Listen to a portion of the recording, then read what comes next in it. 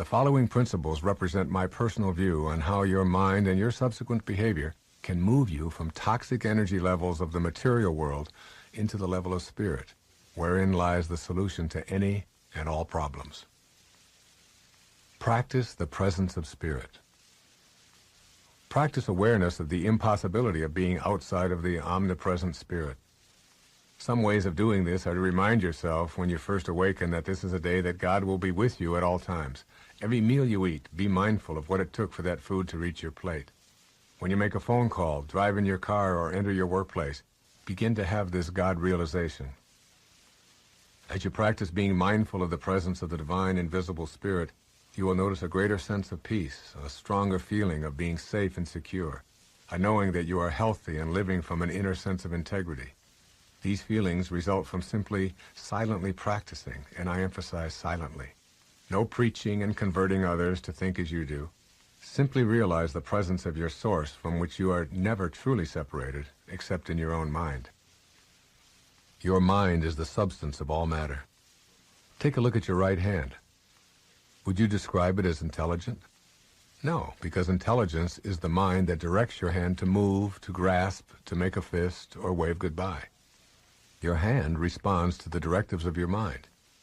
Now think about every other organ of your body, your heart, liver, spleen, all of which were created to act in accordance with the central divine intelligence within them.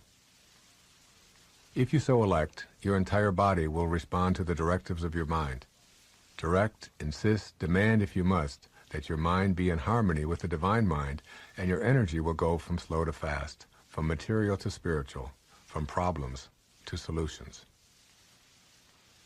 Mortal sense needs to yield to make room for spiritual awareness.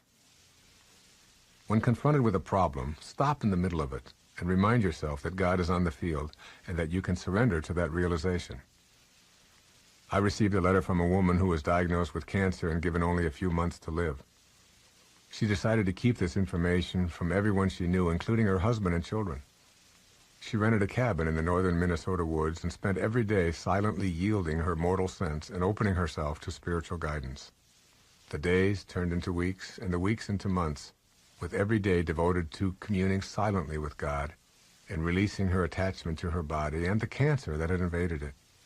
She began to feel stronger as she no longer identified herself with her body. When she returned to her home, she never again even visited a medical facility. Today she thrives some 9 years after her terminal illness diagnosis. The commitment to yield her mortal sense and allow the calm, peaceful, serene, loving presence of God to handle the cancer was what she intuitively felt was her pathway to healing. Send love to and pray for your enemies. Harboring anger and hatred toward anyone guarantees that you remain in low energy fields where problems will continue to crop up in your life.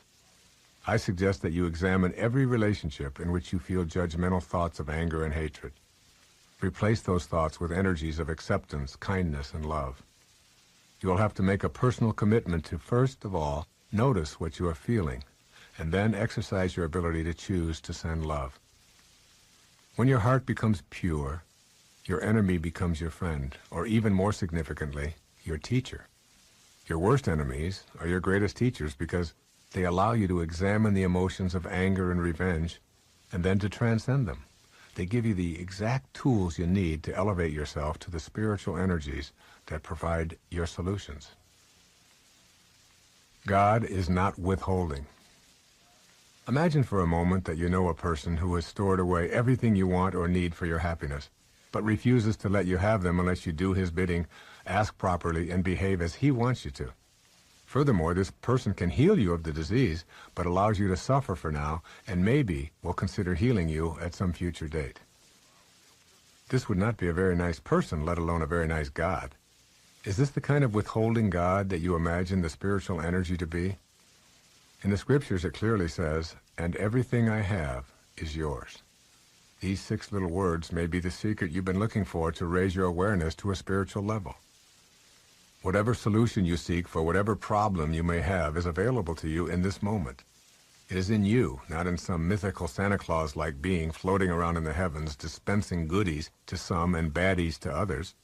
You are always connected to this universal source of present moment energy. You are not being punished. Just as God does not withhold, God does not punish. The idea that God could be punitive is inconsistent with spiritual awareness. It is a mistake of the ego or the intellect to believe there is evil for which God must punish you. You correct an error by bringing truth to it. The idea that God will condemn you is not consistent with a God of forgiveness. You believe either in one power or two. The power of one is the power of love. Evil exists first as a thought of non-good or non-God, and then it is that thought which is acted upon. But it's all an error. If it's not good, it's not of God. And if it's not of God, it can't exist, since everything is of the one power we call God. You can correct all of the errors of your belief in separation from God by bringing that higher, loving energy to those areas of your life that are plagued with problems. They are not punishments. Rather, think of them as errors to be corrected. You're never going to get enough. You already are everything. You're everything that you need. Think of it for just a moment. Everything that you need to have total bliss, perfection of your life, you already are. You already have it. You came into this world with nothing. That's how you're going out. And the time that you have here, what you have is your uniqueness, your specialness, and you don't need anything else. Now think on this. If you don't know how to appreciate what you have and where you are in your life, you don't need anything else. Because if you do get something else, you won't know how to appreciate that either. You'll just want more. Or you'll want it to be different. Or you'll want it to be the way it used to be. Or you'll want someone else to be the way you think they should be. Successful people or no-limit people or self-actualizing people or inner-directed people, whatever labels that have been put on them by great thinkers and philosophers and therapists and people that have looked at human beings, these kinds of people are people who always have enough. There are some people, if you invite them over and you say, you know, I'd like you to come over tonight, and I'd like you to stay over if you can, instead of having to drive back. And they'll say, well, can you stay? And I say, well, I don't know if I can stay or not. Well, you could sleep on the cot. Oh, no, I could never sleep on the cot. I can't sleep on cots. I got a sciatica. Don't you know that I have back pain and cots? No, that's out of the question. I couldn't sleep on a cot. And what about breakfast? Well, we don't have any food, but we have some old grapefruit that are in the refrigerator. They have a few spots on them. Oh, no, I could never eat grapefruit. And spots? No, thanks. I can't eat grapefruit spots. I just couldn't do that, you know. And these are people who never have enough. They are not able to be flexible and to change. And there are other people, if you say, would you like to sleep over? We got a place in the sewer. Hey, that'd be great. I can handle that. No problem. I slept there before. It's all right. And all we have is grapefruit. Oh, I love grapefruit. Well, there's got spots on them. Oh, I really like grapefruit spots. Those are terrific. I'll go for those. There are some people who can handle anything, not because their circumstances are different. You see, your circumstances have very little to do with your fulfillment in life. Very little. It's how you're approaching your circumstances. It's your attitude towards your circumstances that make all the difference in the world. And taking what you are and accepting it. Daughter helped me with being bald a long time ago. She said, Dad, you're not really bald. Don't think of yourself that way. She said, you're just about this much taller than your hair. That's all.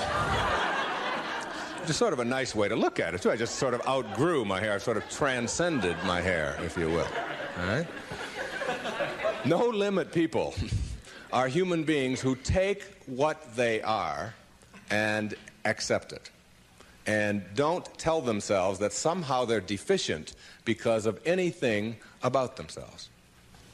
This is a very crucial concept for me and for virtually all of us. It's this idea of taking your life in your own hands and being the kind of person that you choose to be, and understanding that everything that comes your way is an opportunity, is a blessing.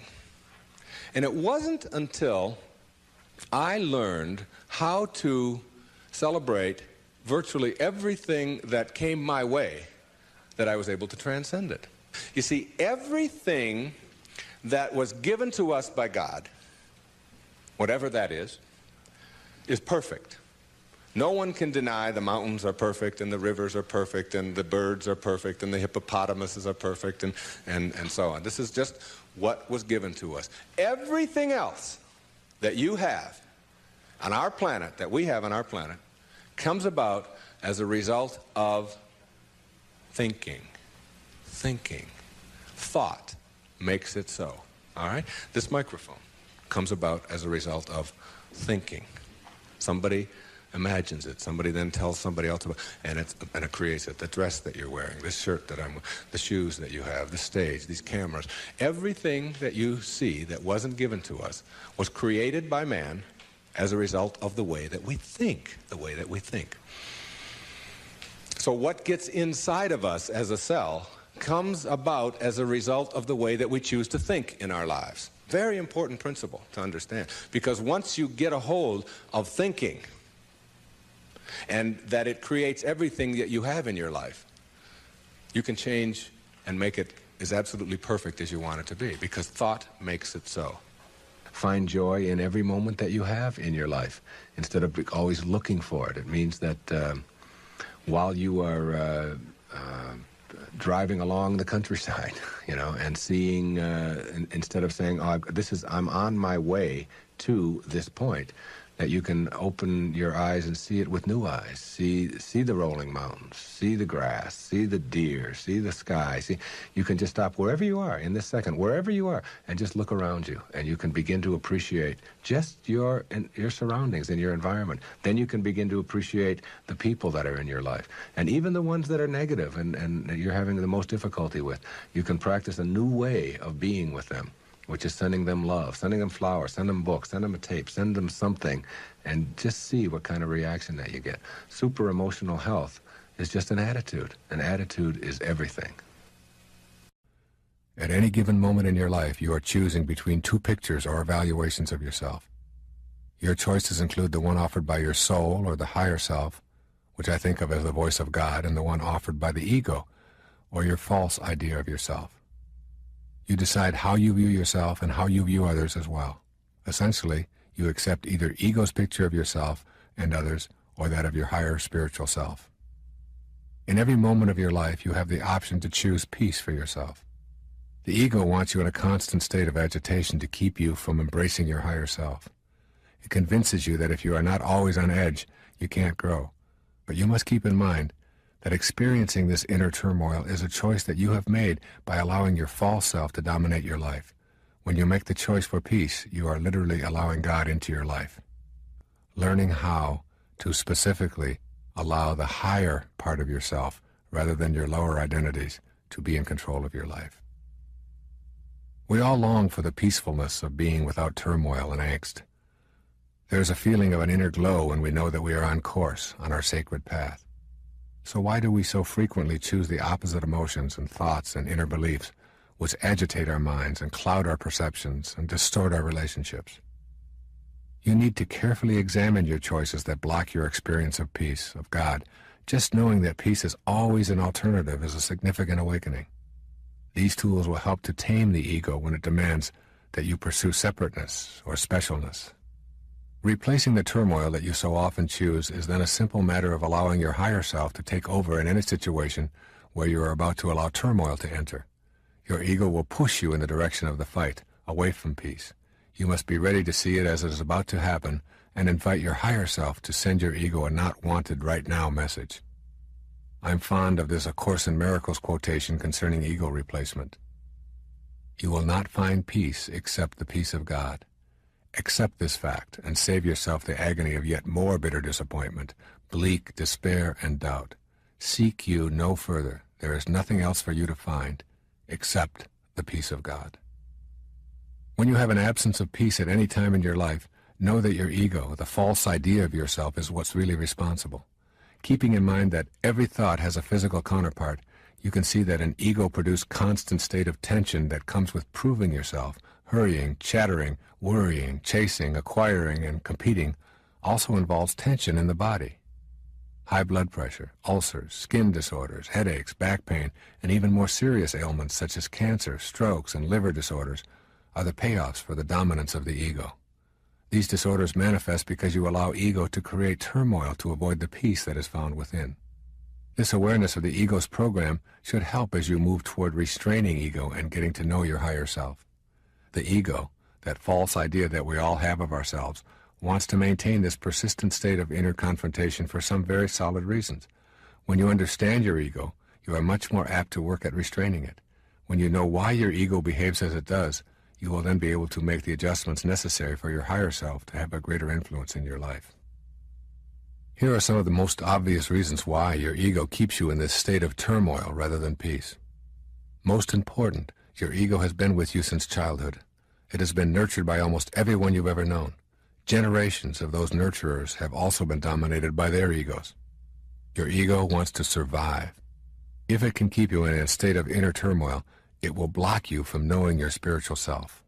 From the ego's perspective, God is a huge threat, so it will do all that it can to keep you from experiencing that inner peacefulness where God's voice is so beautifully clear. Your ego does not want you to change. The idea of yourself as self-important and special nourishes ego, keeping it healthy and operating at full strength. Even though ego itself is an illusion, just a false idea that you carry around with you, it behaves as if it really had a life of its own. Your ego will make every effort to convince you that you do not need to change. In fact, if you're asking yourself why you shouldn't feel special, you are listening to it right now. These are the kinds of thoughts that have kept you from making the changes leading to inner peace. The ego thrives on fear. When you are afraid, you are at the mercy of the ego. Fear will drive you to behave in ways that undermine your sacred self.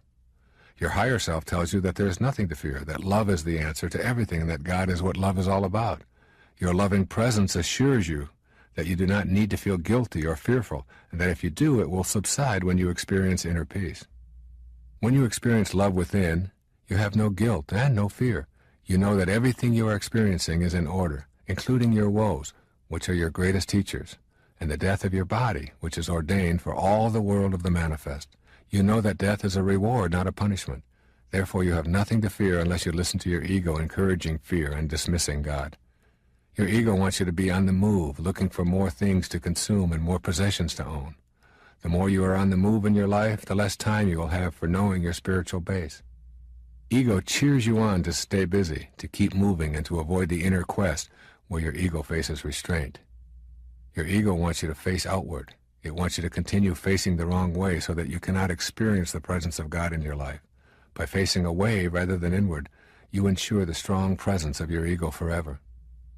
The consequences are that you will continually feel the pressure to compare yourself with others, the need to defeat others in order to feel powerful or even worthwhile, to have more and better toys, to accumulate more trophies.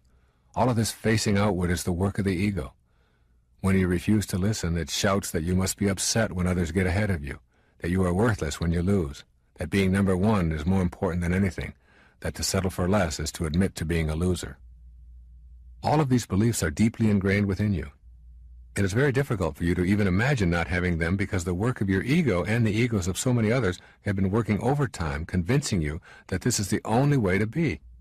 Facing outward brings about a sense of inner conflict and agitation that keeps you pursuing the gold stars that the ego offers.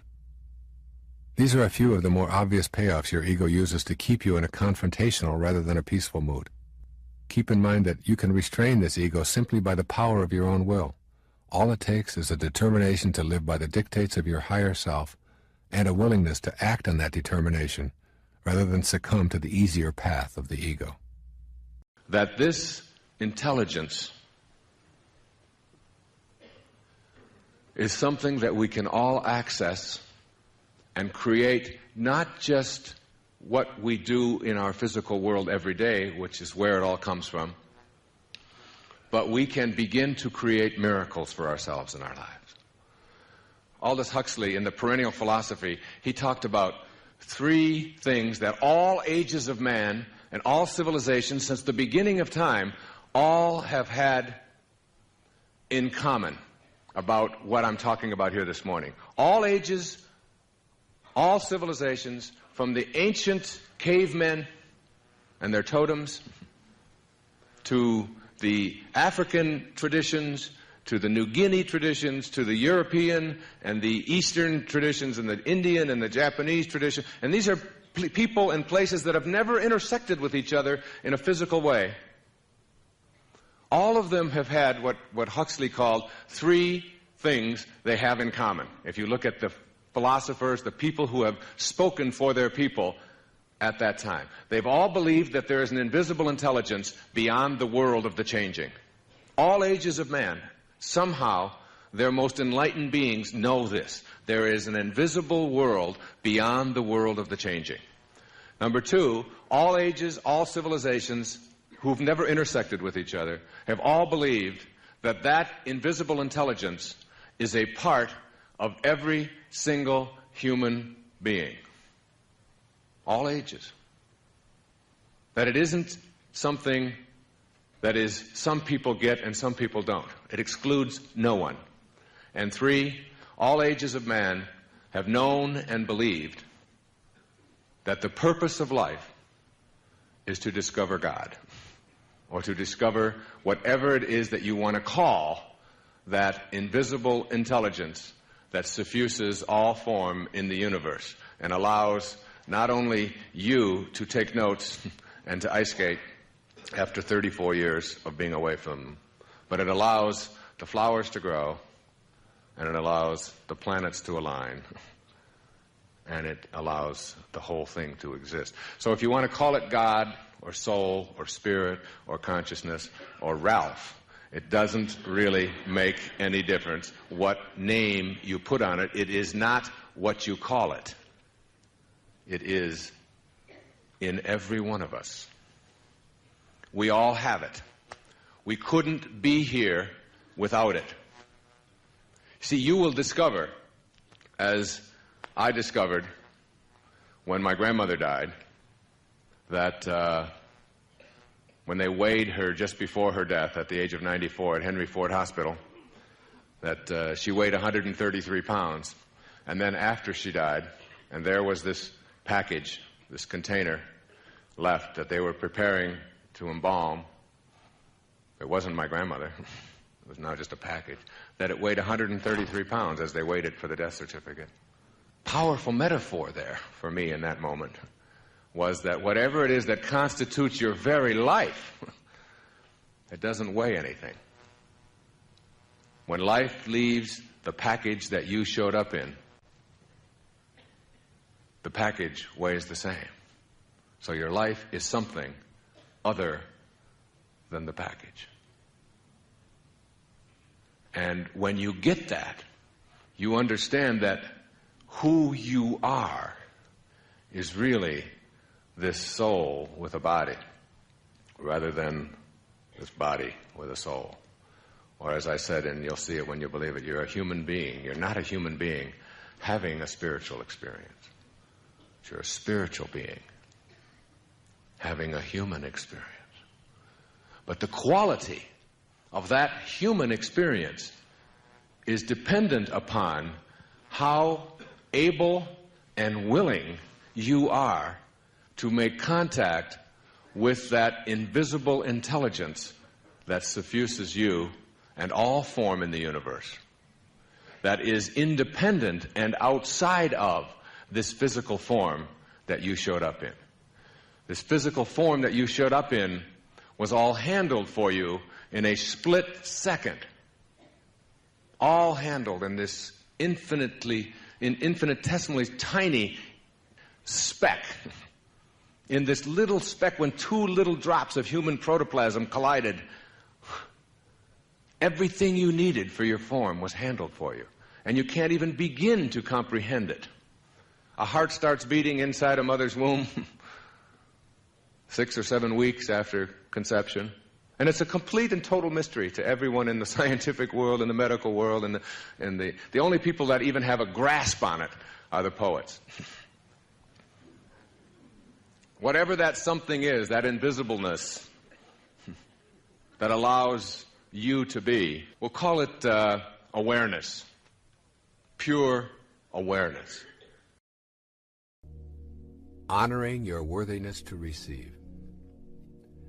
In order to become a manifester, literally taking part in the process of co-creating your life and attracting to yourself the objects of your heart's desire, you must know that you are worthy of receiving. This will mean examining the attitudes that you knowingly and unknowingly hold about your life. Your thoughts, which are the architects of the foundation of your material world, are what you want to examine. You can remind yourself all day long that the same power that brought anything into the physical world also brought you. But if you do not feel worthy, you will disrupt the natural flow of energy into your life and create a blockage that makes manifestation impossible. The fifth principle reminds you that you are worthy of abundance. If your thoughts are based on an image of unworthiness for any reason at all, you will manifest what those thoughts impart to the universal mind. The energy described in the fourth principle will align with what it is that you radiate. As a man thinks, so is he, are not just empty words. Thinking that abundance is incompatible with spirituality is a myth that influences many of us and is the largest impediment there is to feeling worthy. Take a look around your world and notice the abundance and endlessness of our universe. It goes on and on beyond our ability to imagine its vastness. This abundance flows from the same energy that comprises our fundamental essence. It is you. You are it. Material form is how spirit makes itself known to us while we are in form ourselves. Spirit manifests in trees and oceans and fish, birds, minerals, vegetables, flowers, and you. When we adopt an attitude of spirit being incompatible with matter, we are denying the spirit that is in matter as its originating energy. We also deny the validity of ourselves as spiritual beings. When we shift to seeing that together they comprise one harmonious whole, we remove the stigma of selfishness. Just as each one of us is one harmonious whole comprised of spirit and matter, so too is the entire universe. The process of life taking form is a mystery. That mystery is governed by a creative energy that is knowable when we genuinely feel worthy of receiving its blessings in form. Abundance is the way of the creative force in the universe. You are entitled to have abundance in your life and to radiate prosperity to all that you encounter in your world. Nothing is gained by making yourself small and insignificant other than to manifest smallness and insignificance into your life. This creative source reacts to your belief in shortages with a fulfillment of your belief. So if you believe and know and are certain that you can't attract abundance into your life, but I want to tell you tonight, you tuned in to somebody who knows about abundance. I have always been able to create abundance in my life. When I was a little kid, all the other kids in the places that I lived and so on, and even when we got back at home with my mom, pop bottles. You remember soda pop bottles? You could collect them, little knee-high bottles and Pepsi-Cola bottles and Coca-Cola bottles, and 2 cents if you took them back. I was a master at collecting pop bottles. I could manifest a pop bottle just like that. It was just... We used to have furnaces that had coal in them, and I would go along and I would empty people's ashes that they would set out. So just take it out to the alleys. I would go to the grocery store, and because my imagination was always working on abundance, I would carry groceries out for little old ladies. You know what I'm doing today? Right now? Collecting pop bottles and taking out ashes and taking out groceries for little old ladies. Just a bigger stage. See, if I came to this source and said, I don't have enough, this source doesn't know how to react to I don't have enough. This source is an endless supply. It's like the ocean. You can take a 10 million gallon tank to the ocean of abundance, and you can take it out every hour, or you can take a thimble once a year. And the ocean doesn't care. It makes no difference to the ocean because everything returns to this source. Every time I walk, wherever I go, in fact, it happened to me this morning. I found a dime. A dime? That's like major, a dime. That's 10 pennies. That's 5 bottles. And whenever I bend over, and I notice that it gets a little further away, I bend over and I pick up this coin And I always say, thank you, God, for this symbol of abundance that always flows into my life. Never once have I ever said, how come only a dime?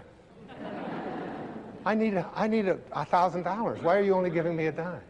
The face of abundance is like you have to come to this source not with what is missing, because it doesn't know. There's nothing missing. This source, which is the source of all, doesn't know about what's missing. When you say, please give me what is missing, it'll just reaffirm your belief in things being missing. You have to come to this source by being abundant, by being in a state of gratitude, by being thankful for all that you are and seeing yourself as attracting more and more of that and being willing to give it away. We all are nervous sometimes, and we're shy sometimes, and we're afraid sometimes, and we don't take risks sometimes, and we're fearful, and we have to be careful, and those are all, that's what it means to be human. And we try to get as many people as we can on our side. So if we can get ourselves lumped with the majority, then we can feel greater. But every great innovative idea that ever happened started with a minority, started with an individual thinking like that. Will Rogers said one time, if you find yourself on the side of the majority, you better reform. You know, if you're thinking just like everybody else thinks, what have you got to offer? What is it that this unique thing, this unique human being that has never existed before, will never exist again, has never existed in this day as it exists, as you do in this day, just like every single day. Not only are you unique on this planet, but every day you're here, you're unique on this planet. Instead of that, we say, how can we get everybody to think like I do? Let's get into majority kind of thinking, you see. And that's like one of the first things to understand, that in order to be, Emerson said it, he talked about conformity, he said, to be a man you must therefore by nature be a nonconformist. And yet we have difficulty with nonconforming people, with people who have different ideas, with people who want to try something different. People who don't accept that we always have to be the way we've always been. There's quite a bit of difficulty with that. Most human beings use about 1/100th of their potential within their brains that it's capable of using. And every time we see somebody who is able to do things that seem so phenomenal, instantly we say, well, that's a weird person, or that's a freak, they must be faking it, or whatever. When there are places in the world where people don't even think pain, they don't even have words. There are some cultures, particularly in Eastern philosophies, where pain itself is not even a part of their vocabulary. They don't even invent words for that because they train themselves not to think in ways that are going to be immobilizing and depressing and so on. And I would work on this when I was working with people early in my career. And one of the greatest things that you can learn in your life is the understanding that as you go through your life, even the people who love you the most are not going to approve of you half of the time. Somebody says, you're a nerd. Terrible thing. I mean, one of the things you have a choice. You say, oh my God, they know. They've discovered it already. And you act like a neurotic. You have that choice. You have other choices as well. The choice to ignore that. The choice to say that's somebody else's opinion. If somebody says to me, Wayne Dyer, I don't like your books. Well, I expect that when you say something in public, when you talk to a lot of people, when you write something, that there are going to be a lot of people who aren't going to like what you say. One of the highest levels, one of the highest places you can get to in your life is a place called being independent of the good opinion of other people. Not necessarily needing everyone to approve of you all of the time. And we ought to have a lot of people out there who understand that, so that when they go through their lives and they run into disapproval, that instead of becoming depressed about that, that you understand that that's a condition. That's what it means to be a human being. I'm saying don't become immobilized ever by what anybody else thinks of you. And when you do, understand that all you are doing is saying your opinion of me is more important than my own opinion of myself. Every time you're down. Every time you're down. That you are making other people's opinions of you more important. Now, a great misinterpretation there is that somehow this is a selfish philosophy. Believe me, there's nothing selfish in that. One of the simplest learnings that all children seem to understand, the very simple understanding that you can't give away what you don't have. You can't give away what you don't have, obviously. You can't give away $100 if you don't have it. You can't give away love for others if you don't have it for yourself. You can't give away success if you don't have it for yourself. You can't love another human being at all if you don't love yourself first. And think of yourself as a worthy person. So that if you want to be a great altruist, a philanthropist, somebody who loves everybody in the world, then you've got to get your own house in order. And that's all I'm saying. Get your own house in order, your own self in order, so that you can become one of those people that have transcended, who have gone beyond simply worrying about how they're going to cope with their lives. It mystifies me sometimes. We all have this little child within us, and all little children know how to be happy. All little children know how to be self-actualized, fully functioning, creatively alive. They know how to enjoy their lives. And then somehow they lose it, somewhere along the way. And as we get to be adults, we forget what we had. It's the whole theory of whether a glass is half full or half empty. I mean, it's always half full to me, always half full. If you believe that it's half empty, it's the same thing as saying people are basically evil. And that's a basis for a big theory in psychology. That's what psychoanalytic theory is really basically all about, is that each one of us have an id somewhere within us, and that's an untamed monster. That's something that we have to watch out for, and it will capture us, and it'll destroy us, and it's that all of us have this evil creature residing within us. I can't buy that. I just can't buy that. I look at little children and the way they are, I don't see it. I refuse to think that, even though I know that there are people who behave in evil ways. I believe basically that within each one of us is a reservoir of love and beauty and appreciation and so on, and that we've often lost it in the name of trying to get ahead of the other guy or trying to be successful or whatever. People who know how to enjoy their lives are never a burden to anybody else. They just want to be left alone. Just quit bugging me. Don't always be looking over your shoulder. Don't be monitoring everything that I do. Stop telling me how to live. Stop telling me what to do. Stop trying to live your life through me.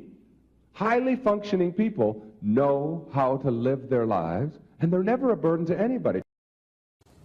I'd like you to imagine the following scene. You're in your house. You've got your car keys in your hand. The lights go out. Power failure. You can't see a thing. You stumble around in your living room and you drop your keys. And you look around for a moment and you realize that you're never going to find them in the dark.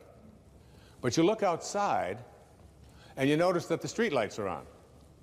So in your mind, a light bulb goes off. I'm not going to sit around here in the dark and grope around looking for my keys when there's a light on outside. I'm going to go out here under the street light and I'm going to look for my keys. Why are you laughing? This makes a lot of sense. So you're out here and you're groping around and you're looking for your keys and you're looking and looking, and your neighbor comes along and says, "What happened, Wayne?" "Well, I dropped my keys." "Oh, well, I'll help you look for them."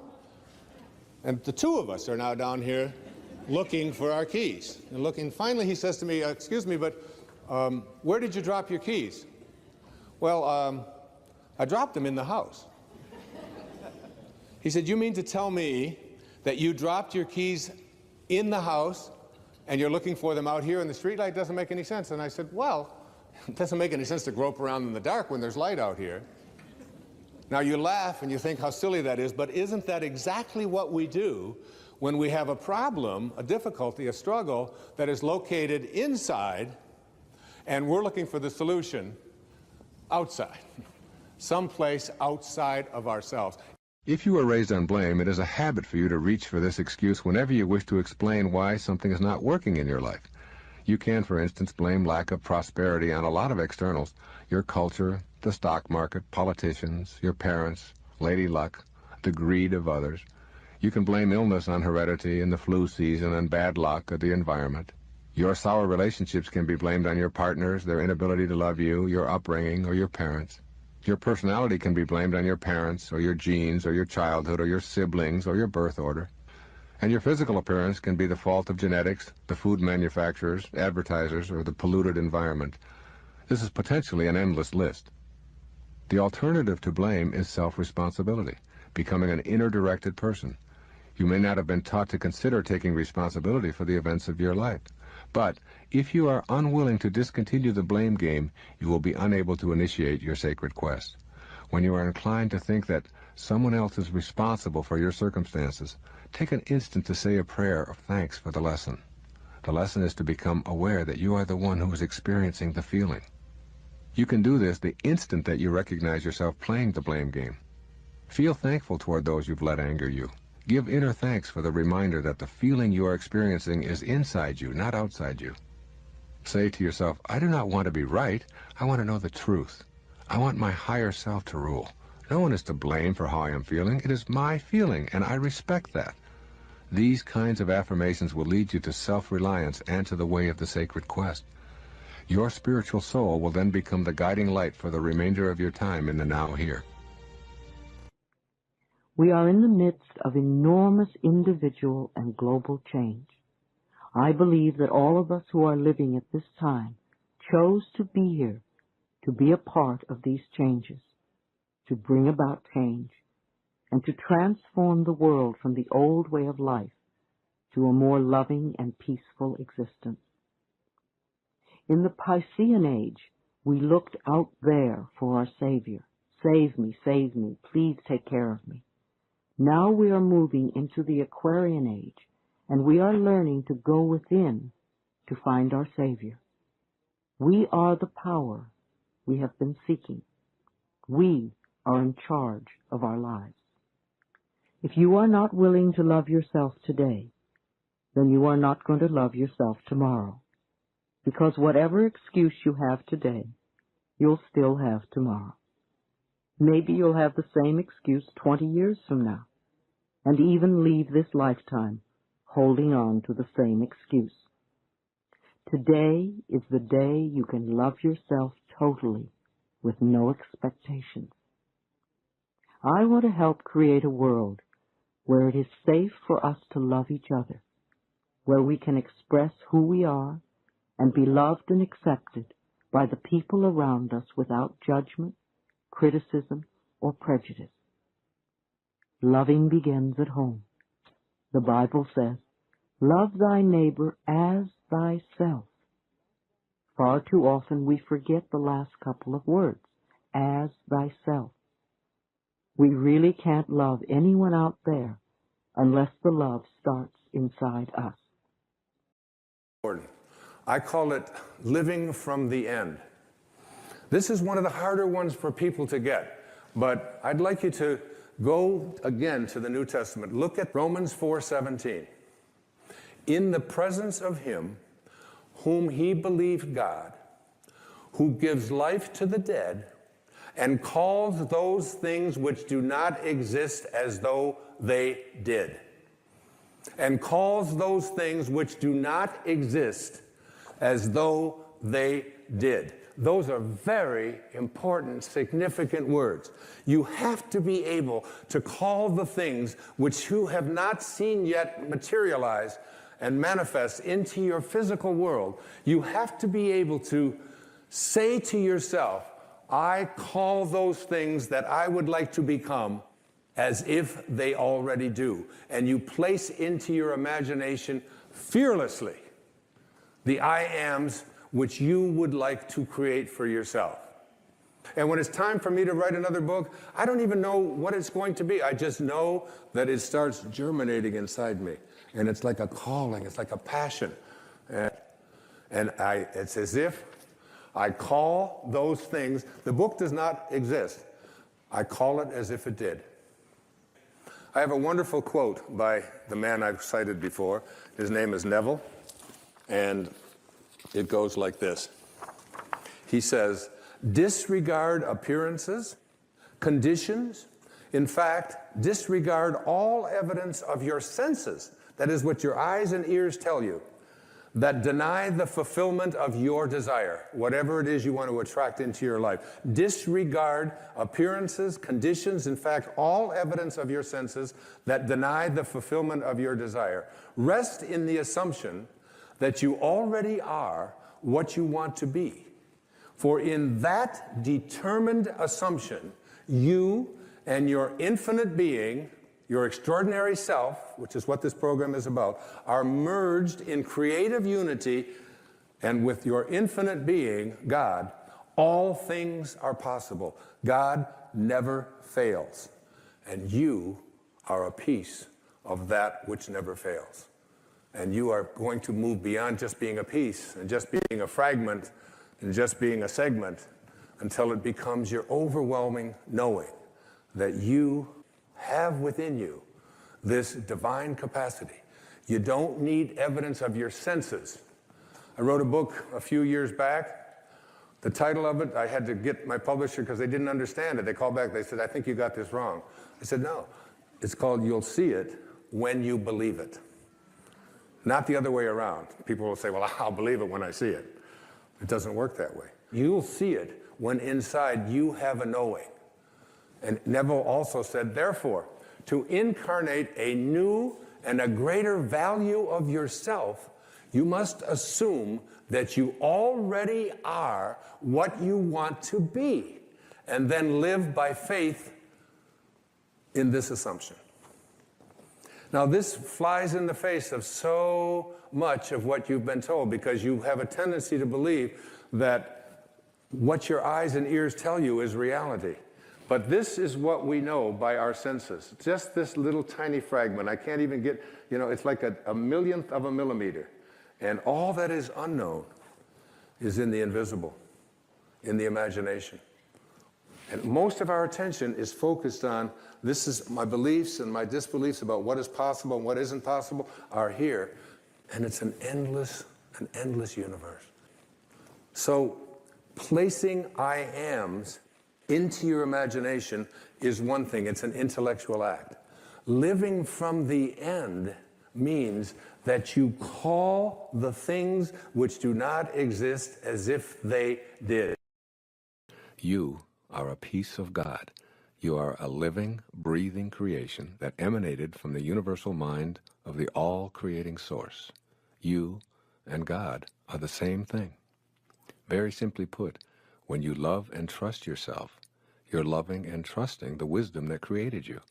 And when you fail to love and trust yourself, you're denying that infinite wisdom in favor of your own ego.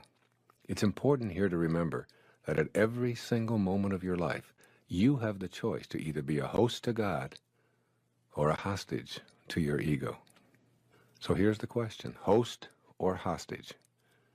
Your ego's belief that you're separate from everyone, separate from what's missing in your life, and most egregiously, separate from God, further hampers your ability to live up to the intention of respecting yourself. Ego's idea of separation fosters your feelings of being in competition with everyone and evaluating your worth based on how frequently you emerge as a winner. As a hostage to your ego, self-respect is unavailable because you feel judged for your failures. It's out of this bleak picture produced by the negative ego that self-rejection emerges.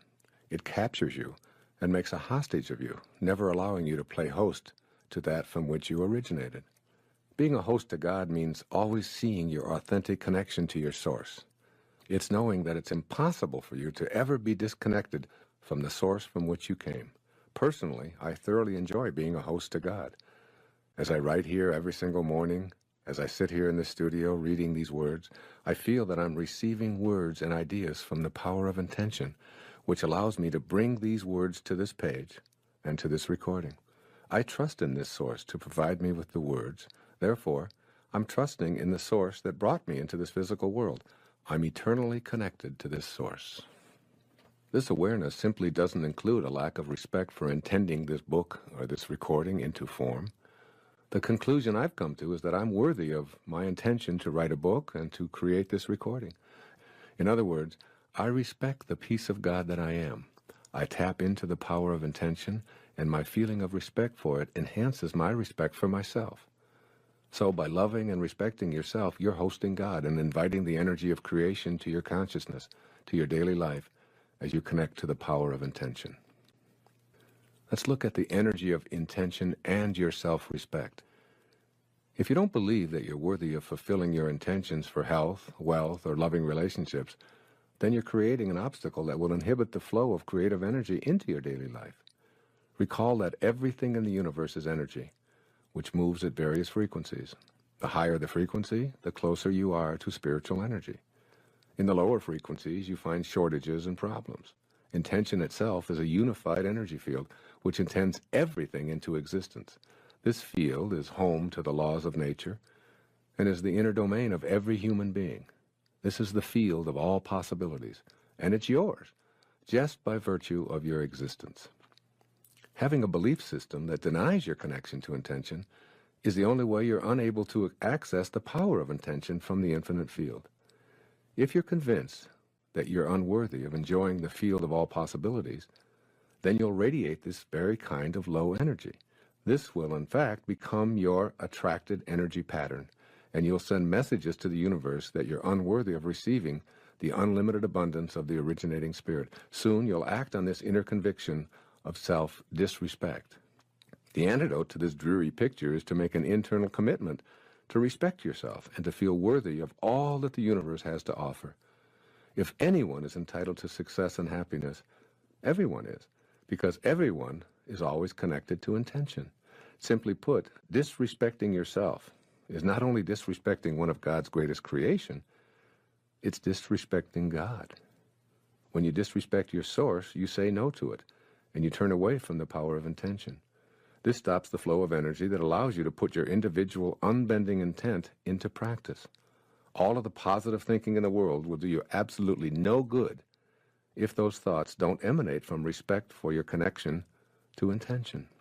The source of your thoughts must be celebrated and loved. And this means having the self-respect that's in harmony with the omniscient source of intelligence. What's the source of your thoughts? Your beingness. Your beingness is the place from which your thoughts and actions come. When you disrespect your being, you set into motion a chain reaction culminating in unfulfilled intentions. What you think of yourself is what you think of the world. How do you see the world you live in? What do you think people in general are really like? Do you believe that evil is triumphing over good? Is the world filled with egocentric, selfish people? Can the little guy ever get ahead? Are government entities and all their representatives corrupt and untrustworthy? Is life unfair? Is it impossible to get ahead if you don't have connections? When you have a gloomy picture of what the world looks like, you're unreceptive to the potential assistance that's there to help you with your own individual intentions. Why would others want to come to your aid when you view them as contemptible? Why would the universal force be attracted to that which repels it? How could a world that's so corrupt ever be of assistance to someone who has noble intentions? The answer to these questions are obvious.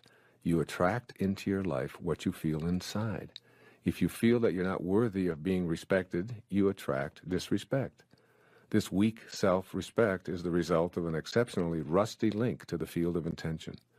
This link must be cleansed and purified, and that takes place within your own mind. The universe is not outside of you. What you see out there, what you experience in your world, is nothing more than the outpicture in your consciousness. Everything that exists in your world was first born in your imagination.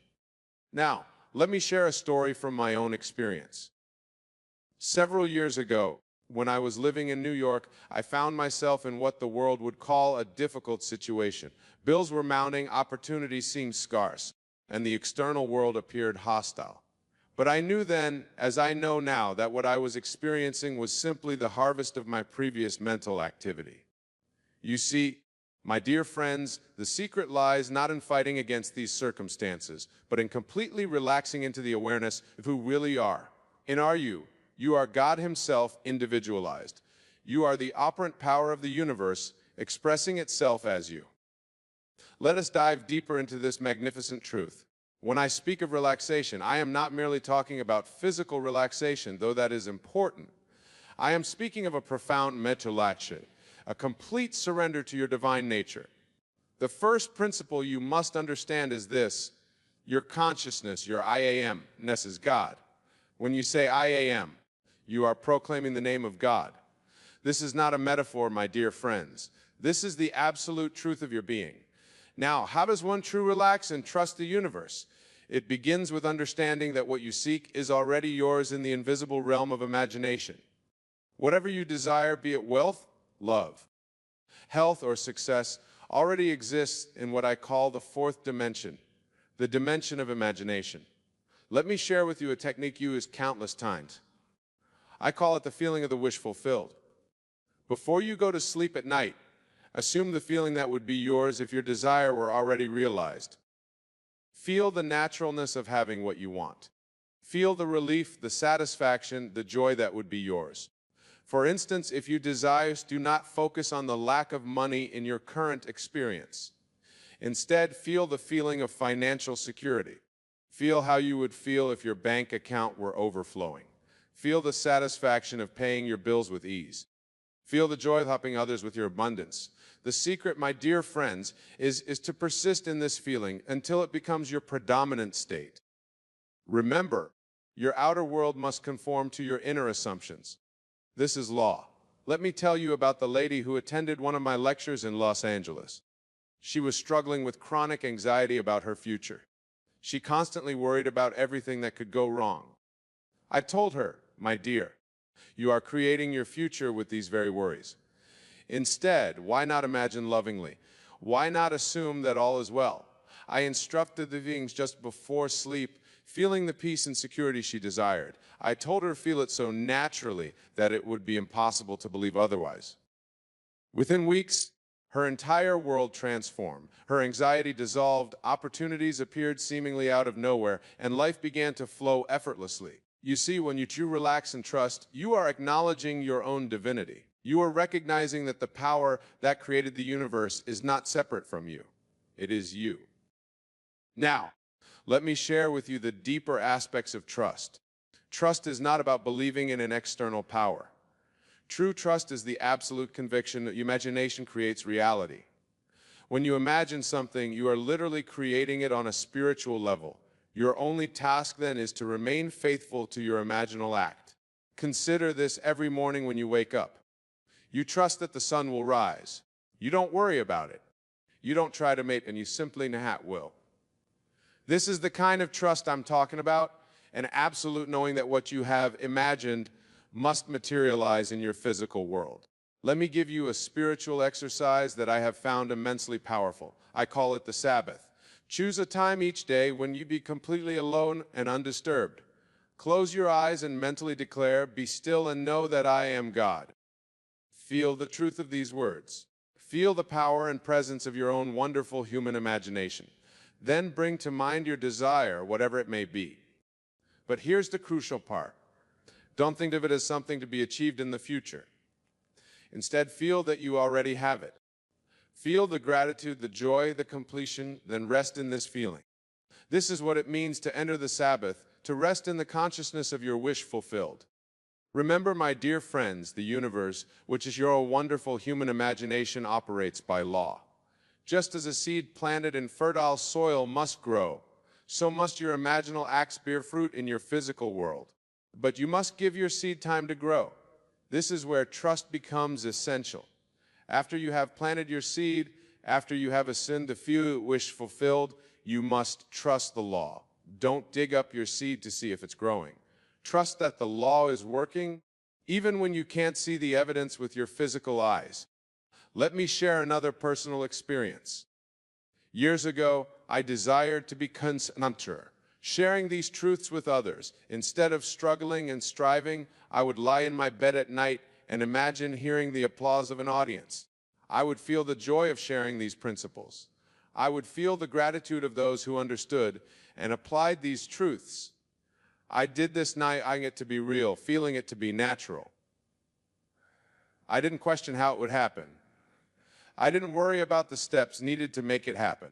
I simply lived in the end, enjoying the feeling of it being done. And here I stand before you tonight, living proof that the law works. The secret was in completely relaxing into the consciousness of the wish fulfilled and trusting that the law must operate according to my assumption. Now, let me address something that many struggle with, the appearance of circumstances that seem to contradict your desire. Remember this: what you see in the outer world is only the shadow of past thoughts and assumptions. It has no power to prevent your new assumption from materializing. When doubts arise, and they will simply return to the feeling of your wish fulfilled, don't fight doubts, don't struggle against them.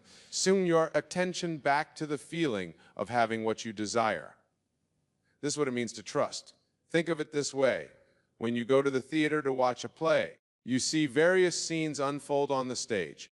Some may be tragic, some may be comic, but you remain relaxed in your seat because you know it's just a play. In the same way, learn to watch the scenes of your life unfold with the same detachment, knowing that your imagination is the author and finisher of your story. The key to relaxation and trust lies in this profound understanding. There is nothing to change but your assumptions about yourself and your world. When you change your assumptions, when you change what you believe to be true about yourself and your world, the outer picture must change to conform to your new assumption. Let me give you a practical technique for maintaining this relaxed state of trust.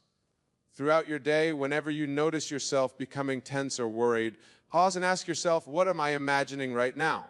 You'll find that your attention and worry are always connected to negative imagining. Then, consciously choose to imagine something better. Remember, you are not trying to change the outer world directly. You are changing your inner assumption the outer world must follow. This, my dear friends, is the secret of relaxation and trust. It's not about making things happen. It's about assuming the feeling of the wish fulfilled and allowing the law to operate in its own perfect way and time. Before we conclude tonight's lecture, let me remind you of these essential truths. You are God individualized as you. Your imagination creates reality. What you assume to be true will harden into fact. The outer world must conform to your inner assumptions. Relaxation and trust are natural when you understand these truths. Go forth tonight and test this law. Choose something you desire to experience. Assume the feeling of your wish fulfilled. Feel the naturalness of having what you want. Then relax and trust that what you have assumed must manifest. Let me share with you another personal experience that illustrates this principle beautifully. Many years ago, when I was in Barbados, I met a man who was constantly worried about his business. He would come to me day after day, his face lined with concern, telling me about all the things that could go wrong. I said to him, "My friend, do you know what you are doing? You are imagining the very things you fear and therefore bringing them into your experience." I taught him what I'm teaching you tonight. That relaxation comes from the complete acceptance of your own wonderful human imagination as God. I told him, instead of imagining failure, why not imagine success? Instead of feeling tension about your business, why not feel the satisfaction of a thriving enterprise? You see, my dear wonderful friends, the secret lies in this. The feeling of the wish fulfilled is the secret of creation. When you trust your imagination completely, when you relax into the consciousness of your desire fulfilled, you are exercising your divine creative power. Consider the lilies of the field, how they grow. They toil not, neither do they spin. Yet Solomon in all his glory was not arrayed like one of these. This is not merely a poetic passage from Scripture. As a conspiritual truth. The lily doesn't struggle to become a lily. It doesn't strive or worry. It simply unfolds according to its nature. You too must learn to unfold naturally into your desires. This is what true relaxation means. It means knowing with absolute conviction what you have assumed in your imagination must objectify itself in your world. Let me give you another technique that I have found particularly powerful. I call it the state akin to sleep. Find a comfortable place where you won't be disturbed. Close your eyes and allow your body to relax completely. Now, in this state of physical relaxation, begin to feel yourself into the scene that would imply your desire is already fulfilled. For instance, if you desire a loving relationship, feel yourself being embraced by your perfect partner. Feel the warmth of their love. Feel the joy of sharing your life with someone who adores you. Make it real in your imagination. Feel it until it feels natural. Remember, my dear friends, you are not trying to make something happen in the future. You are acknowledging what is already true in the eternal now of imagination. This is why trust is so essential. You must trust that what you have imagined is already done. Let me share with you a letter received from a lady in San Francisco. She had been struggling with chronic illness for years. After attending my lectures, she began to apply this principle of relaxation and trust. Instead of fighting against her condition, she would spend time each day feeling the naturalness of perfect health. She wrote to me, Nebula, I finally understand what you mean by living in the end. I no longer pray for health. I live from the assumption of being healthy. I accept that I am already whole and perfect in my imagination. Within months, her health transformed completely. The doctors were amazed, but she understood the law at work. You see, my dear friends, this is the pattern shown on the mount. This is how creation works. Now, many of you struggle with the time gap between your imaginal act and its physical manifestation. Remember this. Time is not a factor in the fulfillment of your desire. The only time that matters is how long it takes you to feel natural in the state or wish fulfilled. When you truly relax and trust, you don't concern yourself with when or how. You simply live in the end, knowing that the bridge of incidents will form itself. Your only responsibility is to remain faithful to your imaginal act. Think about this: when you plant a seed in the ground, you don't dig it up every day to see if it's growing. You trust the laws of nature to bring forth your harvest. The same principle applies to your imaginal acts. Once you have planted the seed in your imagination, trust that it must grow. Let me share another technique I call revision.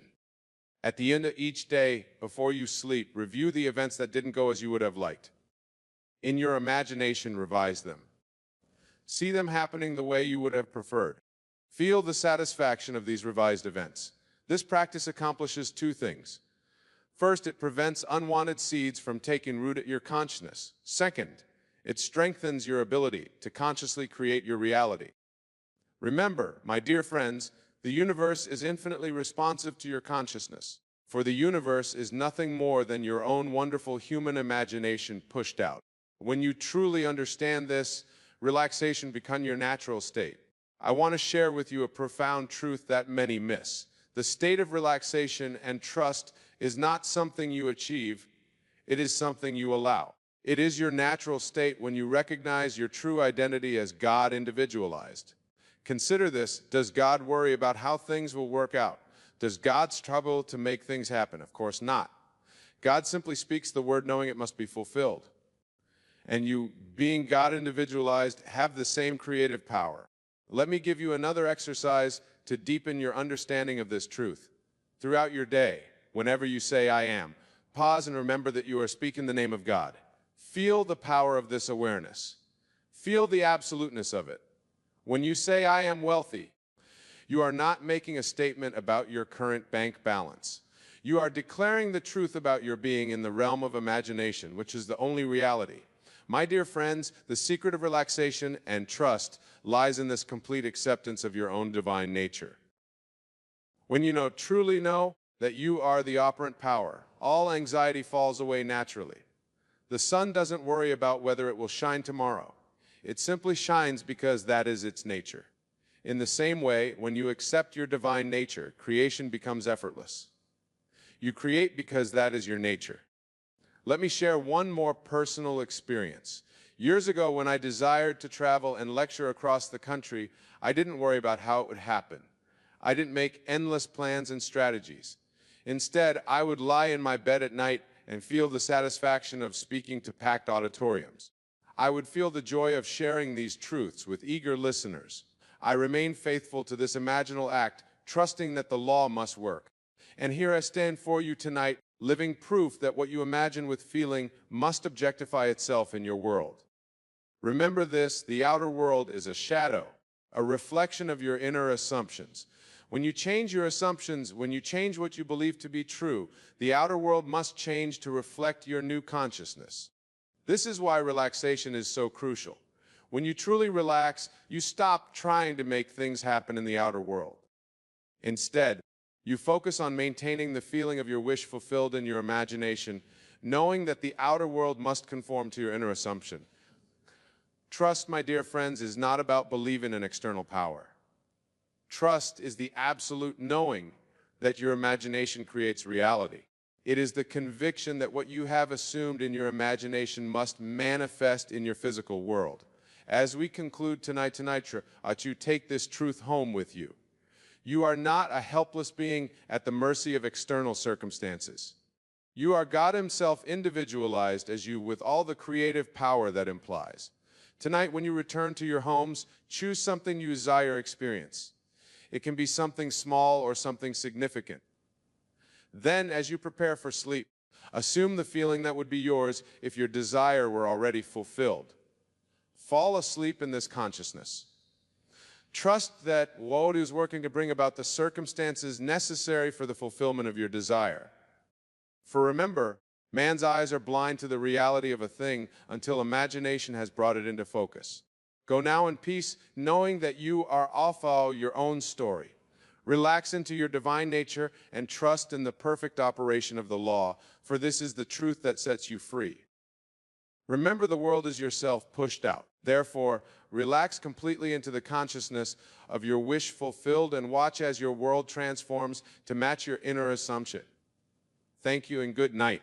In this grand theater of life, we are all actors playing our parts in the divine drama. Yet, how many of us truly understand the power we possess to shape our reality? How often do we allow the voice of reason to overshadow the whispers of our imagination? Tonight, we shall unravel these mysteries and awaken to the truth that lies dormant within each of us. Let us begin by understanding the nature of belief. Belief, my dear friends, is not merely a mental assent to an idea. It is a state of consciousness, a feeling of certainty that transcends the limitations of our physical senses. When you truly believe something, you do not need external evidence to support it. Your belief becomes the evidence. Now, you might wonder, Wayne, how can I believe something when all reason and logic seem to deny its possibility? This is where the magic lies. You see, reason is but a servant of your assumptions. It faithfully presents you with evidence that supports your current beliefs. But what if I told you that you have the power to change those beliefs, and in doing so, transform your entire world? Consider for a moment the story of the Wright brothers. When they claimed that man could fly, reason denied it. Logic scoffed at the very idea, yet their unwavering belief in the possibility of flight led to one of the greatest technological revolutions in human history. They chose to believe it even when reason denied it. So, how do we cultivate this power of belief? The first step, my friends, is to recognize that you're imagining our stability. Your imagination is not substantial faculty for daydreaming. It is the creative power of God within you. When you imagine, you are literally shaping the substance of reality. To believe it when reason denies, you must learn to live from the end. This means assuming the feeling of your wish fulfilled here and now, regardless of what your physical state is to you. If you desire financial abundance, you must feel the relief, the security, the joy that comes with having plenty, even if your bank account says otherwise. If you long for perfect health, you must embody the vitality, the energy, the wholeness of a perfectly healthy being, even if your body currently shows symptoms of illness. This practice of living from the end is not about denying your current reality. It's about choosing which reality you wish to experience. You see, every possible version of you already exists in the infinite sea of consciousness. By assuming the feeling of your desired state, you are tuning into a view that you can make it your present reality. Now, I can hear some of you thinking, but Wayne, this goes against everything I've been taught. How can I possibly believe something that contradicts all evidence? My dear friends, let me remind you that what you call evidence is nothing more than the outpicturing of your past assumptions. Change your assumptions, and you change the evidence. To illustrate this point, let me share with your personal experience. Years ago, I found myself in New York, broken out of work. Reason told me that I should be worried, that I should frantically search for any job I could find. But instead, I chose to live from the end. I imagined myself back in my home in Barbados, successful and financially secure. I felt the joy of being there, the warmth of the sun on my skin, the comfort of my own bed. I lived in this state day and night, despite all contrary evidence. Within a week, I received a letter from my brother inviting me back to Barbados and offering me a well-paying job. Reason would say this was mere coincidence, but I know it to be the natural outcome of living from the end of believing it when reason denied it. You see, my friends, the world is not outside of you. The world is your consciousness pushed out. The world is your consciousness pushed out. Everything you perceive is a reflection of your own mental states. When you change your mental state, when you dare to believe in the face of contrary evidence, you set in motion forces beyond your current understanding. These forces work tirelessly to bring about the conditions that match your new assumption. But how, you might ask, do we maintain this belief when everything around us seems to contradict it? The key lies in persistence. You must persist in your assumption, regardless of what your senses tell you. This persistence is not a matter of willpower or positive thinking. It is a matter of feeling, of experiencing your desire as an already accomplished fact. Imagine for a moment that you are an actor in a play. In this play, you are portraying a character who has everything you desire in your life. How would this character think? How would they feel? How would they carry themselves? Now, immerse yourself fully in this role. Live from it. Breathe it. Become it. This is what it means to persist in your assumption. As you persist in this new state of consciousness, you may find that doubts arise. Reason may whisper in your ear, telling you that you're being foolish, that you're denying reality. When this happens, do not fight against these thoughts. Simply observe them, acknowledge them, and then gently return to your desired state. Remember, these doubts are merely the dying gasps of your old concept of self. They have no power unless you give them power. Now, let us delve deeper into the mechanics of belief. Your beliefs, my dear friends, are not just thoughts in your head. They are vibrational frequencies that you emit into the universe. Everything in this universe is energy vibrating at different frequencies. Your beliefs determine the frequency at which you vibrate. And like attracts like, when you truly believe in something, you align yourself with the frequency of that thing, drawing it into your experience. Twice why it's crucial to guard your mental diet. The thoughts you entertain, the conversations you engage in, the media you consume, all of these influence your vibrational frequency. To be the thing when reason denies it is, you must be vigilant about what you allow into your consciousness. Surround yourself with ideas, people, and experiences that support your desired state. Let me share with you another powerful technique for cultivating belief in the face of contrary evidence. It's called the lobby method. As you lie in bed each night, repeating to yourself a short, concise statement that implies your desire is already fulfilled. For example, if you desire financial abundance, you might repeat, I am so grateful to be financially free. If you long for a loving relationship, your lobby might be, I am loved and cherished by my perfect partner. As you repeat these words, feel the truth of them. Allow the feeling to permeate every cell of your being. Fall asleep in this state, knowing that your subconscious mind, which knows no limitations, is working throughout the night to align your outer world with this inner truth. Remember, my friends, your subconscious mind does not discriminate between what is real and what is imagined. It simply accepts what you impress upon it as truth and works tirelessly to bring it into manifestation. By falling asleep in the feeling of your wish fulfilled, you are programming your subconscious to create that reality. Now, some of you may be thinking, but Nevin, what about action? Don't we need to do something to bring about our desires? To this, I say inspired action will naturally flow from your new state of consciousness. When you truly believe in something, when you live from the end, you will find yourself naturally taking the steps that lead to its manifestation. These actions will not feel like hard work or struggle. They will feel natural, even effortless, because they are in alignment with your new state of being. You will find doors opening, opportunities presenting themselves as if by magic. But remember, this magic is simply the natural result of your alignment with the frequency of your desire. Let us now address another common obstacle to belief, the opinions of others. Often when we share our dreams and aspirations, we are met with skepticism, even ridicule from those around us. Reason speaking through the mouths of well, meaning friends and family, may tell us to be realistic. We are feet on the ground. My dear friends, understand this. The opinions of others have no power over you unless you give them power. Their words are simply a reflection of their own beliefs and limitations. You are not bound by their perception of what is possible. You have the power to choose which voices you listen to, which realities you align with. In fact, the doubts and skepticism of others can serve as a powerful catalyst for strengthening your own belief. When faced with opposition, reaffirm your commitment to your desired state. Use that doubt as a springboard to dive even deeper into the feeling of your wish fulfilled. For in doing so, you are not only transforming your own reality, but also expanding the realm of possibility for all those around you.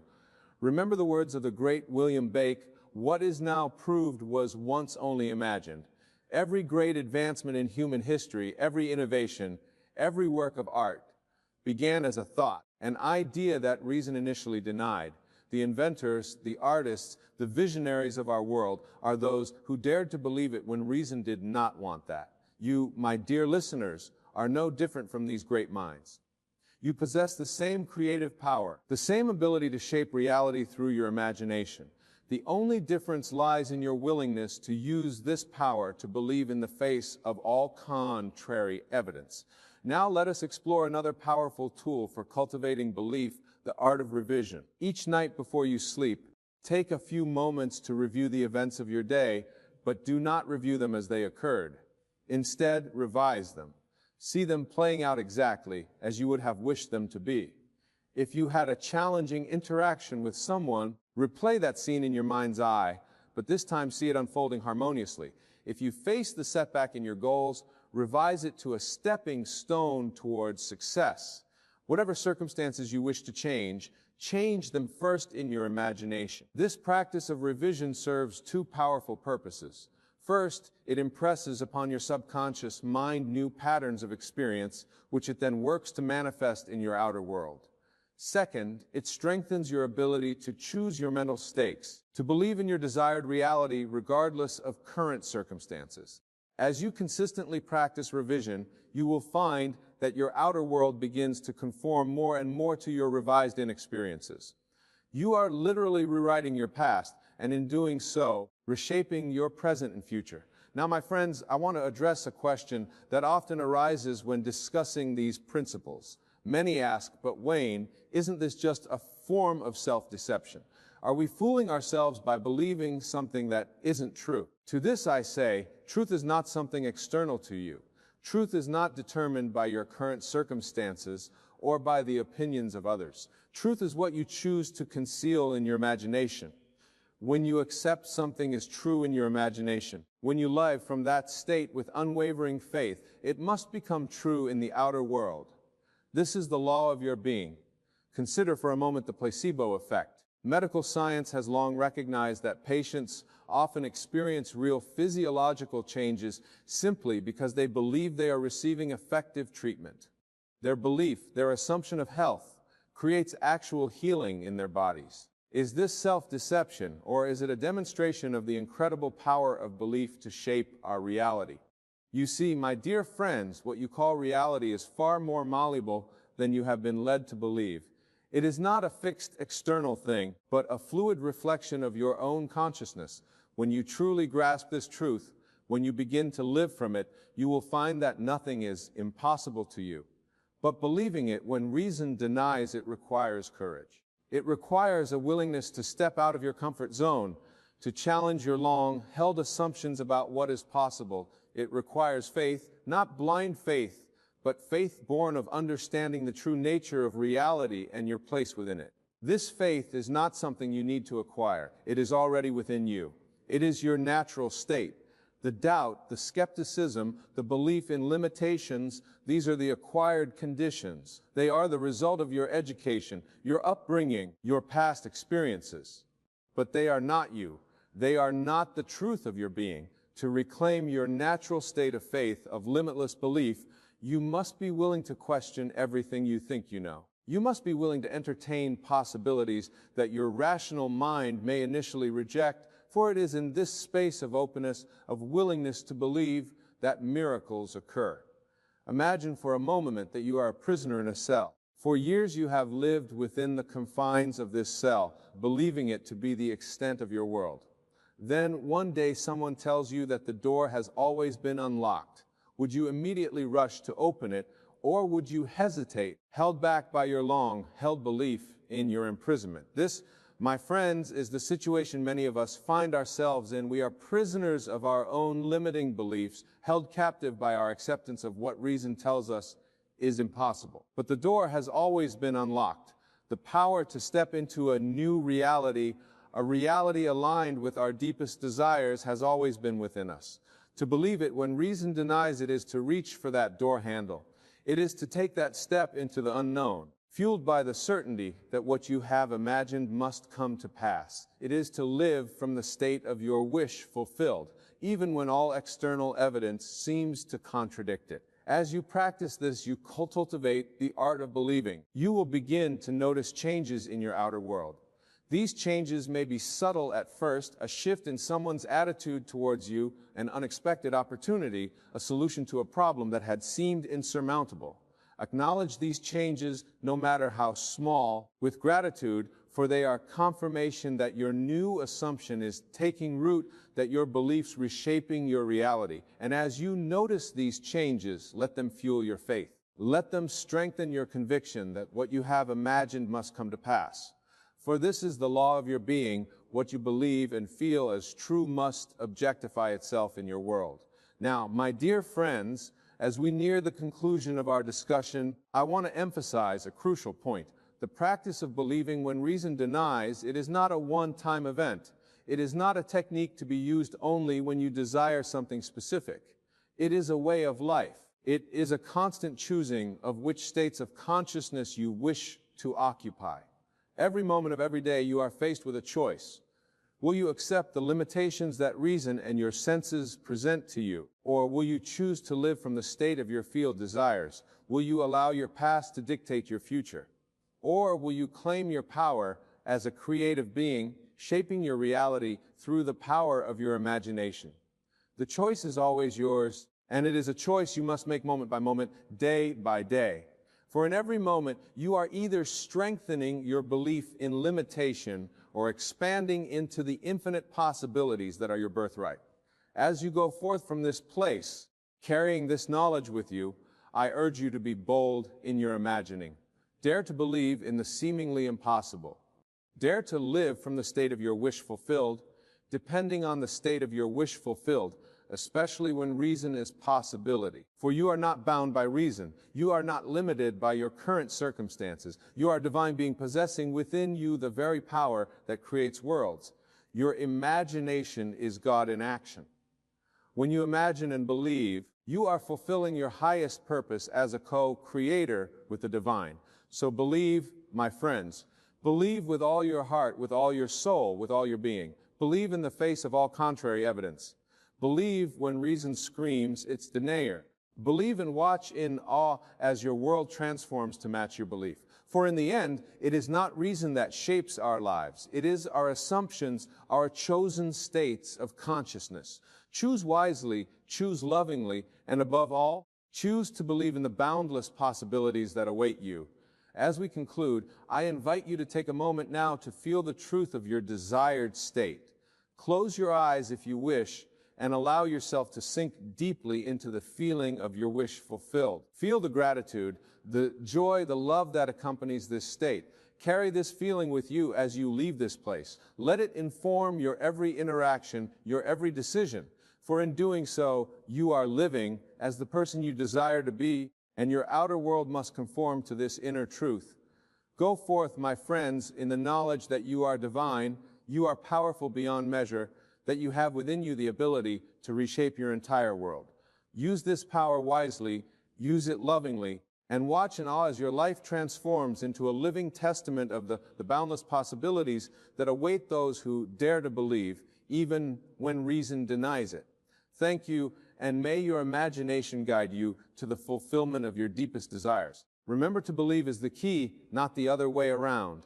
Believe it, live from it, and it must be. That is the law, that is a promise, that is the truth of your being. Embrace it, embody it, and watch your world transform before your very eyes. Let us begin by understanding what the subconscious mind truly is. Many of you may think of it as some mysterious hidden part of your psyche separate from your waking consciousness. But I tell you now, your subconscious mind is not separate from you, it is you. It is the vast, infinite part of your consciousness that holds all memory, all knowledge, all potential. Imagine, if you will, that your conscious mind is like the tip of an iceberg visible above the water. It is what you are aware of at any given moment, your thoughts, your immediate surroundings, your current focus. But beneath the surface lies the enormous bulk of the iceberg, your subconscious mind. It is this submerged portion that truly drives your life, shaping your beliefs, your habits, your reactions, and ultimately your reality. Now, you might be wondering, Wayne, if my subconscious mind is so powerful, why can't I simply tell it what to do? And therein lies the crux of our discussion today. You see, the subconscious mind doesn't operate on logic or reason. It doesn't understand words in the way your conscious mind does. Instead, it responds to feelings, to images, to lived experiences, whether real or imagined. This is why simple affirmations or positive thinking often fall short. You cannot command your subconscious mind with mere words. You must speak to it in its own language, the language of feeling, of emotion, of vivid imagination. Let us delve deeper into this concept. Your subconscious mind is like a fertile field ready to grow whatever seeds are planted within it.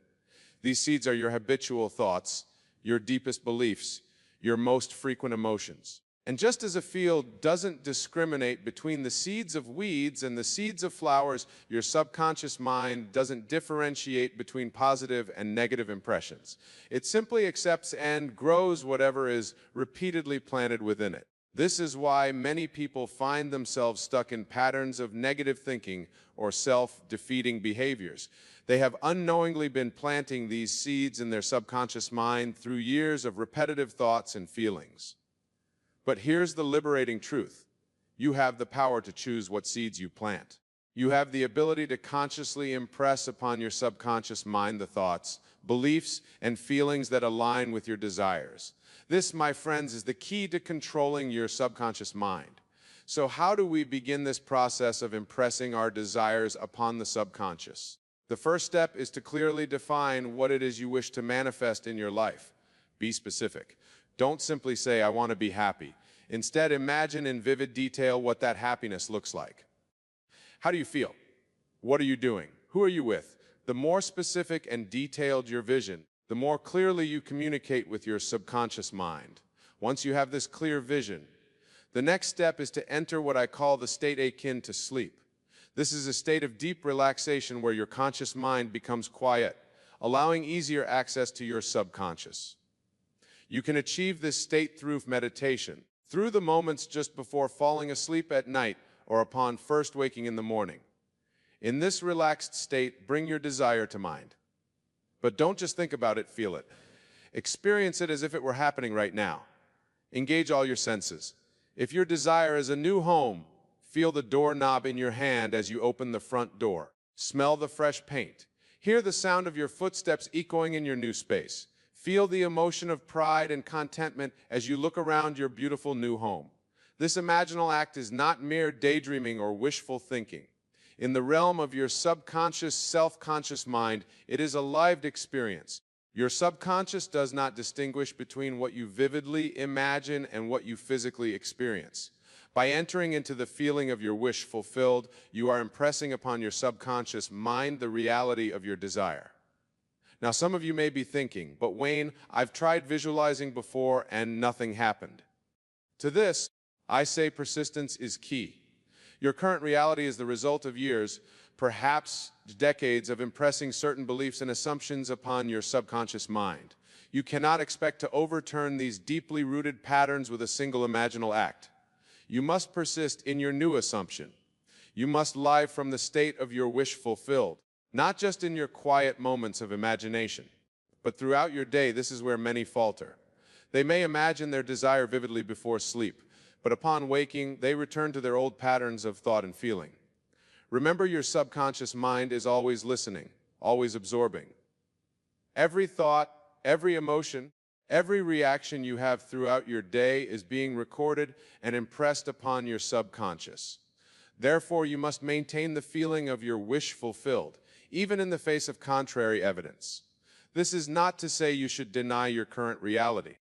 Rather, you acknowledge it while simultaneously holding firm to your new assumption. If your desire is financial abundance, you don't deny your current bank balance.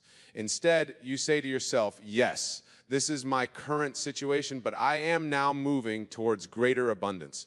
I am now embodying the state of a wealthy person. This brings us to another crucial point in controlling your subconscious mind, the power of your self-concept. Your self-concept is the sum total of all your beliefs about who you are. It's the image you hold of yourself in your mind. And this self-concept is perhaps the most powerful impression in your subconscious mind. Many people struggle to manifest their desires because their self-concept contradicts what they're trying to achieve. They may visualize wealth, but deep down they believe they're not the kind of person who can be wealthy. They may imagine a loving relationship, but fundamentally believe they're unworthy of love. To truly control your subconscious mind, you must be willing to revise your self-concept. You must be willing to see yourself anew. This is not about creating a false image of yourself, but about recognizing and embracing your true, limitless nature. You see, at your core, you are pure consciousness. You are not defined by your past experiences, your current circumstances, or the opinions of others. You are the awareness in which all these things appear. And this awareness, your true self, is infinite in its potential.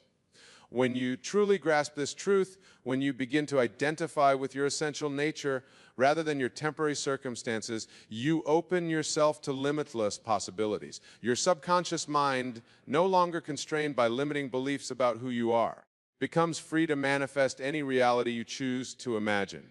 So how do you revise your self-concept?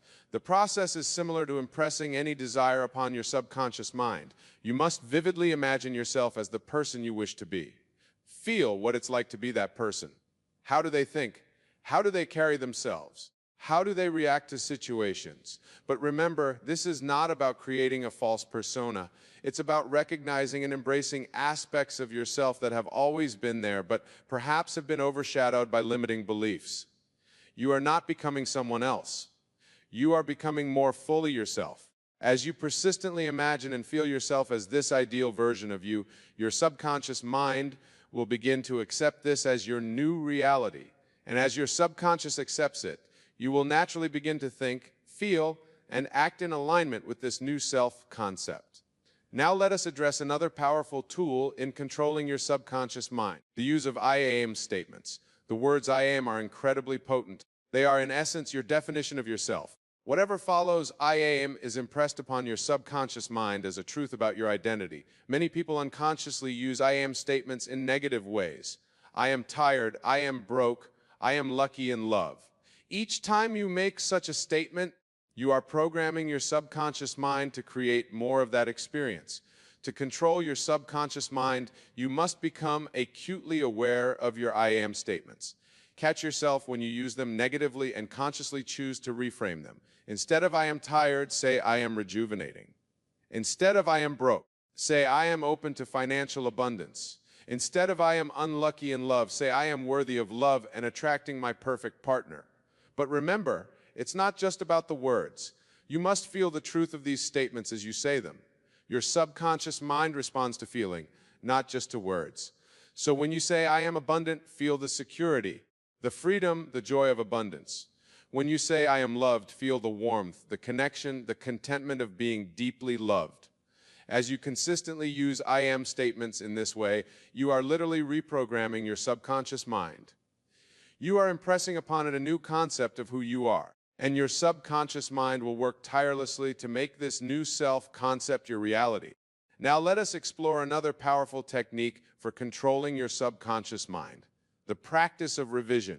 Revision is not merely about changing your memories or rewriting your past. It is about recognizing that the past only exists in your mind, and therefore it can be changed in your mind. You see, your subconscious mind doesn't distinguish between what actually happened and what you vividly imagine happened.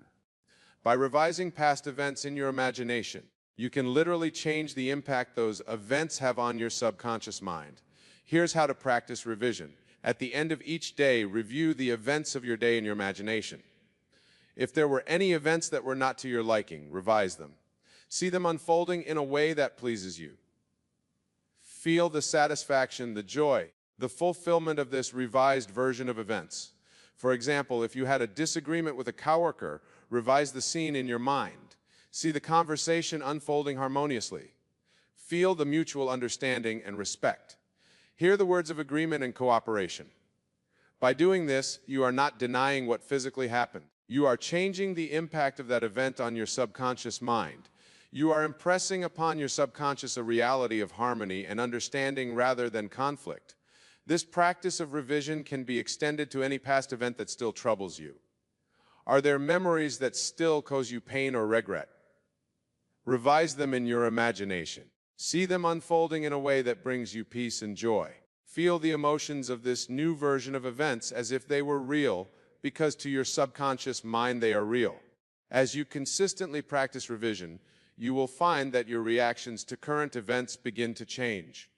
You will become less reactive, more peaceful, more aligned with your desired state of being. This is because you are literally rewriting the programs in your subconscious mind that govern your responses to life events. Now let us delve into another crucial aspect of controlling your subconscious mind, the power of your attention. Your attention is like a spotlight, illuminating and energizing whatever it focuses on. And your subconscious mind assumes that whatever you consistently give your attention to must be important to you. Many people unknowingly misuse this power by constantly focusing on what they don't want. They worry about potential problems, dwell on past mistakes, or obsess over their current limitations. In doing so, they are inadvertently instructing their subconscious mind to create more of these unwanted experiences. To control your subconscious mind, you must become the master of your attention. Consciously choose to focus on what you want, not on what you don't want. When you catch your mind dwelling on negative possibilities, gently but firmly redirect your attention to your desired outcome. This doesn't mean you ignore problems or challenges. Rather, you acknowledge them briefly, then immediately shift your focus to the solution to the desired outcome.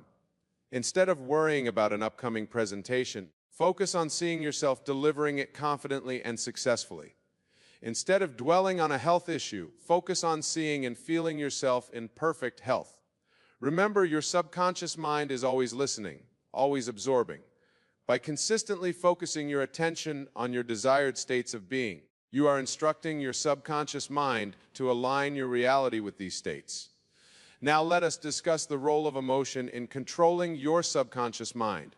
Emotion is the power that gives life to your thoughts and imaginations. It's the energy that fuels the manifestation of your desires. Your subconscious mind responds more strongly to feelings than to logical thoughts. This is why simply thinking about your goals often doesn't lead to their manifestation. You must feel your desired reality as if it were already true. When you imagine your desire fulfilled, allow yourself to feel the joy, the excitement, the gratitude you would feel if it were already your reality. These positive emotions are the fuel that propels your imaginal acts into physical manifestation. Conversely, negative emotions like fear, worry, or doubt can sabotage your efforts to impress your desires upon your subconscious mind. These emotions send a message to your subconscious that something is wrong, that you are in danger or lack, prompting it to create more experiences that match these feelings. Therefore, managing your emotional state is crucial in controlling your subconscious mind. Practice generating positive emotions intentionally. Feel gratitude for what you already have. Feel joy for the beauty around you. Feel love for yourself and others. As you cultivate these positive emotional states, you create a fertile ground in your subconscious mind for your desires to take root and flourish. Now, my friends, as we near the conclusion of our exploration, let us address one final crucial point: the importance of persistence and faith in controlling your subconscious mind. The techniques we have discussed are powerful, but they require consistent application to yield results. Your current reality is the result of years, perhaps decades of subconscious programming. It will not change overnight. You must persist in your new assumptions, in your new self-concept, in your new patterns of thought and feeling. There may be times when your physical reality seems to contradict your imaginal acts. In these moments, you must have faith. Not blind faith, but faith born of understanding. Understanding that your physical reality is the effect, not the cause. The cause lies in your consciousness, in your subconscious mind. Persist in the feeling of your wish fulfilled, even when your senses deny it. Hold fast to your new self-concept, even when old habits try to reassert themselves. Remain your focus on what you want, even when challenges arise. For it is through this persistence, this unwavering faith, that you truly impress your desires upon your subconscious mind. It is through this persistence that you reprogram the deeply held beliefs and assumptions that have shaped your reality thus far. Remember, your subconscious mind is not your enemy. It is not something to be battled or subdued. It is your faithful servant, tirelessly working to create the reality you impress upon it. By learning to communicate with it effectively, by consistently impressing upon it the reality you desire, you align this immense power with your conscious intentions. As we conclude our discussion, I want you to remember this. You are not at the mercy of your subconscious mind. You are its master. You have within you the power to shape your reality, to create the life you desire. This power lies in your ability to consciously impress upon your subconscious mind the thoughts, feelings, and assumptions that align with your desires. Go forth from here with this knowledge. Apply these principles in your daily life. Be aware of your thoughts, your emotions, your self-concept. Use your imagination consciously and deliberately. Revise your paths. Focus your attention wisely and persist in the feeling of your wish fulfilled. And above all, have faith. Faith in the process, faith in the law, faith in your own divine nature as a created being. For as you master the art of controlling your subconscious mind, you step into your true power as the author of your life story. Remember, the power to change your life lies within you. It always has. You are not bound by your past, by your circumstances, or by the opinions of others. You are bound only by the limits of your imagination and your willingness to impress upon your subconscious mind the reality you choose to experience. Embrace this truth. Live from this understanding and watch as your world transforms around you, reflecting the newfound mastery of your subconscious mind. Thank you, and may your journey of conscious creation be filled with joy, wonder, and the thrill of manifesting your deepest desires.